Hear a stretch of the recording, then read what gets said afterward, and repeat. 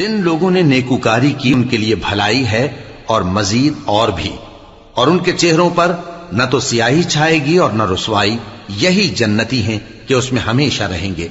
اور جنہوں نے برے کام کیے تو برائی کا بدلہ ویسا ہی ہوگا، اور ان کے چہروں پر ذلت چھا جائے گی اور کوئی ان کو اللہ سے بچانے والا نہ ہوگا۔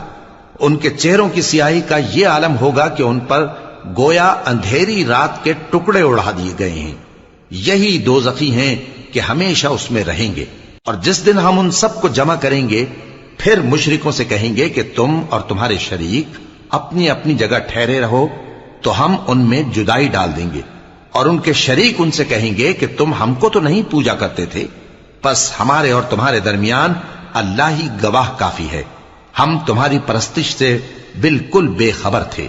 وہاں ہر شخص اپنے اعمال کی جو اس نے پہلے کیے ہوں گے جانچ کر لے گا، اور وہ اپنے سچے مالک اللہ کی طرف لوٹائے جائیں گے، اور جو کچھ وہ جھوٹ باندھا کرتے تھے سب ان سے جاتا رہے گا۔ اے پیغمبر، کہو کہ تم کو آسمان اور زمین میں رزق کون دیتا ہے، یا تمہارے کانوں اور آنکھوں کا مالک کون ہے، اور بے جان سے جاندار کون پیدا کرتا ہے، اور جاندار سے بے جان کون پیدا کرتا ہے، اور دنیا کے کاموں کا انتظام کون کرتا ہے؟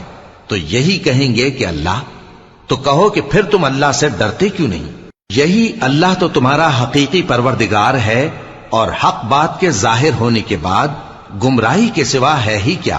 تو تم کہاں پھرے جاتے ہو؟